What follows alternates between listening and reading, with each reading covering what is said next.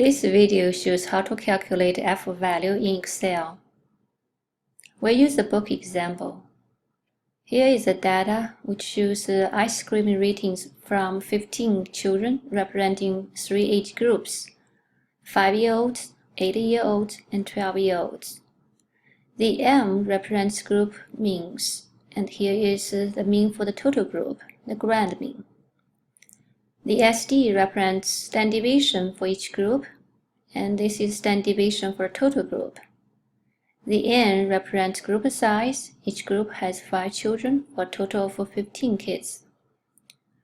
On this side, we have the null and the alternative hypothesis, the significance level, the ANOVA F test, and the F critical value we got from the F table, which is 3.88. This is represented in this F distribution, and the little blue line represents the F critical value of 3.88. We'll calculate F observed value here.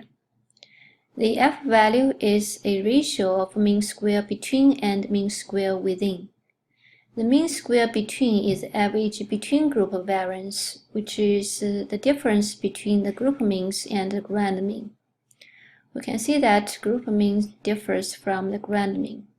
Some of the differences are due to the age groups, and some of the differences are just naturally occurring individual difference, which we call the random variation.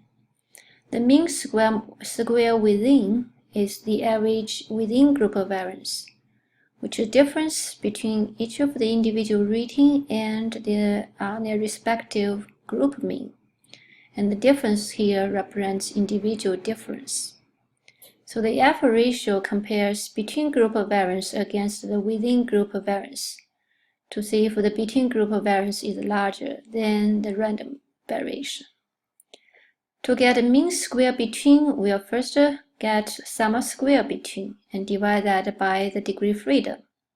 To get mean square within, we'll first get sum of square within and divide that by degree freedom. We'll calculate F observed value here. We'll first find sum of square within, which is total within group variation. Then we'll find sum of square between, which is total between group variation. Then we'll find respective degree freedoms. And then next we'll find the mean square within and the mean square between. And last, we'll find the F observed value. So let's first find the total within group variation, the SS within. To find SS within, we'll first need to subtract group mean from each score for each group. Then we'll square the difference, then we sum up the square difference. So to get the sum of square between, so we'll subtract the group mean from each rating. So we'll need to lock this cell, and we'll fill down the difference. That's a difference for 5-year-olds. For the 8-year-olds, so they subtract group mean from each individual score, lock this cell, and then fill down. And we'll do the same here. Subtract group mean from each individual score.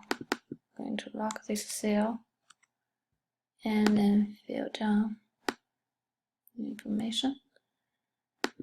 So these are different score between each individual score from the group mean. Next, we're going to square the differences, because if we just sum it up, it will come to 0. So we need to square the difference.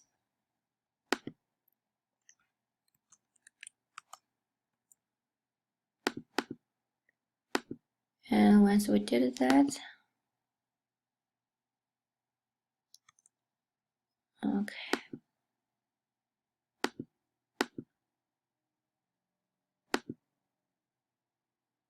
What's happening here? Okay. This, yeah, so I'm going to fill across and then fill down 5. Next, we're going to sum up the squared or the squared differences across the groups. And this value we got is sum of square within. That's the total within group variation. Next, we're going to find sum of square between. It's total between group variation. To get sum of square between, we'll need to subtract grand mean from each group mean, then square the differences. Then we'll multiply the square difference by the sample size for each group. Then we sum up the square difference. So first, let's subtract the grand mean from each of the group mean. So this is the grand mean. Again, I'm going to lock this cell and fill across. So that's the difference between group mean and grand mean.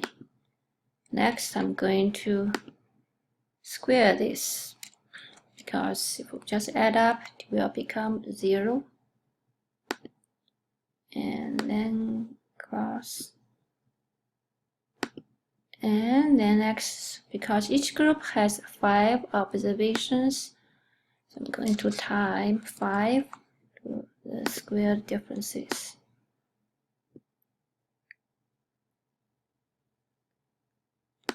The next step is to sum up the square differences. And the value I got here is the sum of square between, which is the total between group variation. The third step, I'm going to find degree freedom. First, I'm going to find degree freedom for the within group, and which is the total sample size minus the number of groups. So total sample size 15, the number of groups is 3, and so we got 12. And next, I'm going to find degree freedom for between group, the degree freedom between, which is number of groups, 3 minus 1, that's 2. And once I have this, I'm going to find the mean squared within, which is the sum of squares within divided by degree freedom within.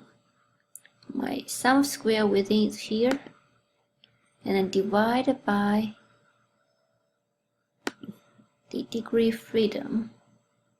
So I got the average variance within group variance is 0.9. And next, I'm going to find the mean square between, which is the total between group variance divided by the degree freedom. Okay. So to find the F ratio, we'll do that's a ratio between mean squared between, which is here, divided by mean square within, which is here. So that's the F ratio, F observed value of 4.96, and which is around here. It's larger than the critical value, 3.88 here. So our decision is, since F critical value is less than the F observed value, we reject the null and conclude that the group means are not equal.